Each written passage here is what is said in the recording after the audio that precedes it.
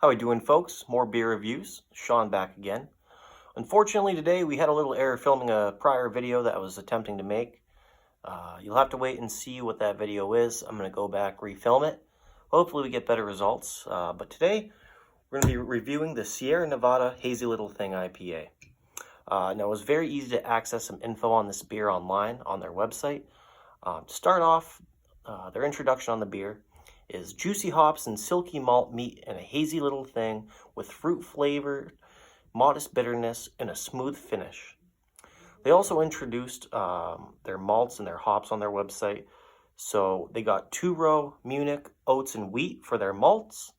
And for their hops, they have Citra, Magnum, Simcoe, Comet, Mosaic, and Eldorado.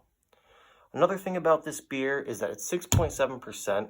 I got one of their big cans. You can get it in 6-packs and I believe 12-packs. I'm not too sure on that, so don't hold me to it. But that's a little bit forward information on the beer. So I'm going to go in again. I'm going to get a good pour, get a good nose, talk about the affordability, and give you my score. So I hope we have a good time together, folks. Get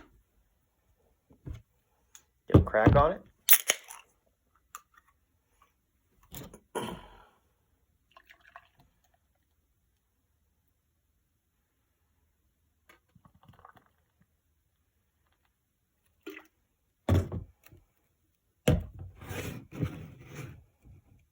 Already, as you see, that head's coming up really nice on that. You know, it's not super hazy. I was expecting it to be a lot more hazy than it is, especially in the name, Hazy Little Thing. I'd expect it to be a little bit more opaque, I guess the word would be. But let's get a nose on it. Pardon me, getting a little too out of my shoes. I'm getting some of the hops, I'm getting some of the malts. You do get a lot of the fruit in there. It smells delicious. I'm a big IPA guy. If you're an IPA, we'll see with my review if I would recommend it for you or not. But I definitely do think it's got a pretty good nose on there. So let's take our first sip.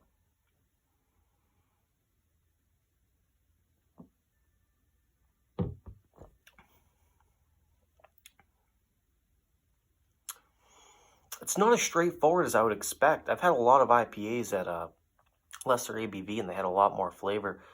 This tastes relatively light on the flavor compared to most IPAs that I've had, especially being in the low to mid 6-point ABV, even in the 5s, or you get the Founders All Day Session IPA, which is 4.2, and the flavors on this being 6.7%. If you want to take a good look at that can there, it's not too far off on the strength of actual flavor. I know the ABV is higher, but it really doesn't taste it.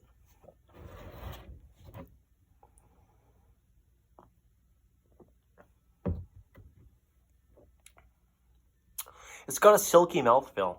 I think that the mouth feels really good on this beer. It's not too light in the palate. It's not too heavy. It's definitely something that you could sit down, have a couple of outside, especially on a nice hot day. A lot of IPAs, you have a couple of them, especially on a hot day, and they can tend to get to you. This, I really don't see that happening with this beer, especially being at 6.7, which, depending on your standard of high ABV, I'd say it's mid-range, especially for an IPA. But the flavors don't really show that it's a 6.7% ABV.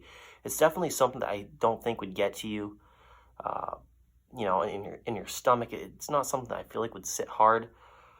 So let's get into the flavor profile.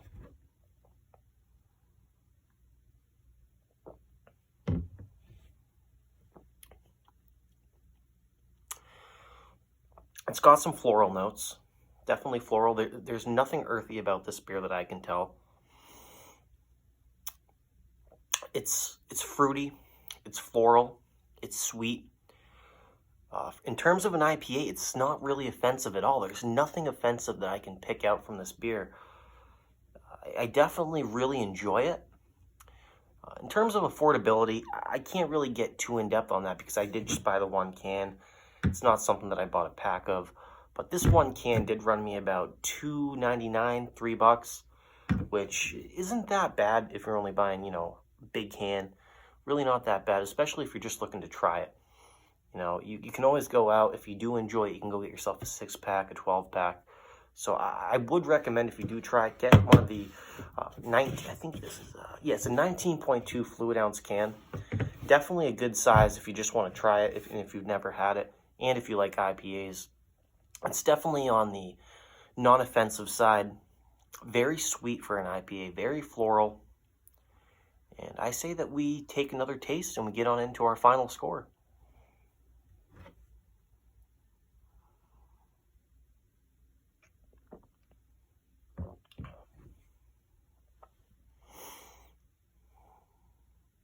I'm a big IPA guy, so I'm going to have to be pretty hard on this beer. And I say hard, but I don't think that you folks would be disappointed in this. When I go for an IPA, I'm looking for something with very full flavor, very strong flavors, very strong notes. The flavors in this beer blend very well together, and it's hard to pick out certain notes.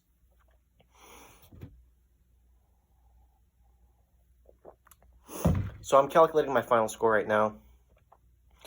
I'm going to have to give this beer a 7-8. It's definitely a solid 8.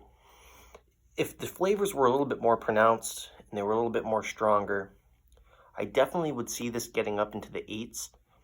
Maybe this is just the run they had on it, maybe depending on how old it is.